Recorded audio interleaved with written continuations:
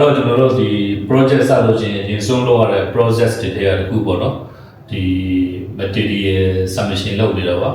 ဒီကောင်ကတော့ physical material submission လုပ်မှာဖြစ်ပါတယ်ဒီကောင်လေးအကုန်လုံးကိုဒီ client ရဲ့ approval ရဖို့အတွက်ဒီ main ကွန်းရဲ့ရုံးကိုသွားပြီးတော့ကြာရင် submit လုပ်မှာဖြစ်ပါတယ်ဒီကောင်လေးကတော့ weatherproof light fitting ပါဒီကောင်ကတော့ဒီ indoor surface mount light fitting ဖြစ်ပါတယ်ဒီကောင်ကတော့ indoor type surface mount light panel ပါ600 panel ဟိုကောင်ကတော့ ACMU system အတွက် weatherproof လူပါဖြစ်ပါတယ်ဒီကောင်ကတော့ဒီ swimming pool system အတွက် pipe and fitting ဖြစ်ပါတယ်ဒီကောင်ကတော့ electrical conduit fitting ဒီကောင်ကတော့ဒီ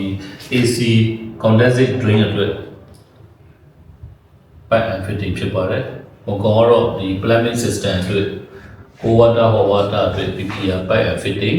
ဒီကောင်က hot water pipe အတွက် insulation ဟိုဘက်ကကောင်ကတော့ sanitary system အတွက်ဒီ SS2 and 3ပေါ့နော် dry or snow အိုင်ကောင်တော့ပါပါဒီကောင်ကတော့ exit light ဒီကောင်ကတော့ဒီ kitchen တွေ MEP system တွေအတွက် SSO winter club ဒီကောင်ကတော့ weatherproof isolator ဟိုကောင်ကတော့ emergency light fitting ဟိုကောင်ကတော့ switch socket outlet ပြီးတော့ data outlet ဒီကောင်ကတော့ ACMU ရဲ့အတွက်ဒီ linear bar တွေပါဒီကောင်ကတော့ slot type diffuser ဒီကောင်ကတော့ weatherproof လူပါဖြစ်ပါတယ်လောလောဆယ် TR အကုန်လုံးကို fast batch အနေနဲ့ submission သွားလုပ်မှာဖြစ်ပါတယ်ဒီ soft copy submission ကတော့ဒီ email တွေပဲလမ်းပို့တာပါဒါကတော့ physical sample submission လုပ်မှာဖြစ်ပါတယ်ဒီ sample ပစ္စည်းတွေနဲ့ပတ်သက်တဲ့ဒီ specification တွေကတော့ဒီ file တိုင်းမှာထည့်ထားတာပါဒီအားနဲ့အတူတူတွဲပြီးတော့ကြာရင် submission လုပ်မှာပေါ့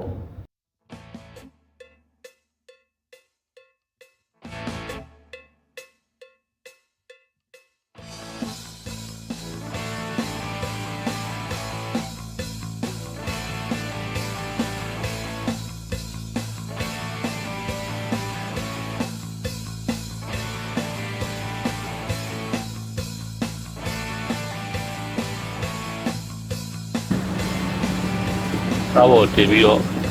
ပိုင်ကြီးသွားပါပြီ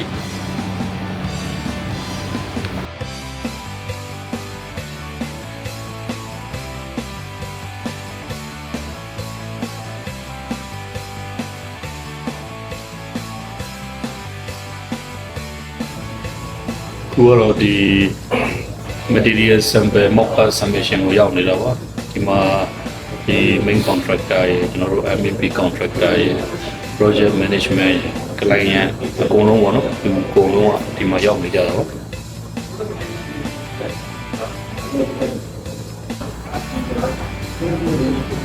ဒါတော့ swimming pool မှာသုံးမဲ့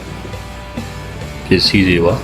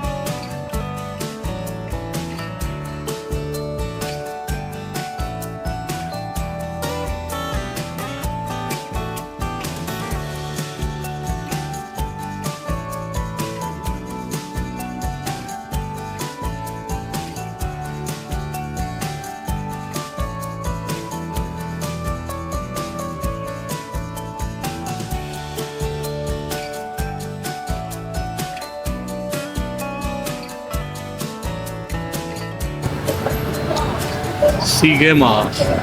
မီတင်ပြီးတော့ကြာရင်လာပြီးတော့ banana split လာစားနေတာပါစားရတာကြာလို့ဘဘကတော့ကိုကျော်ကြီးပါကိုကျော်ကြီးလည်း banana split ပါပဲ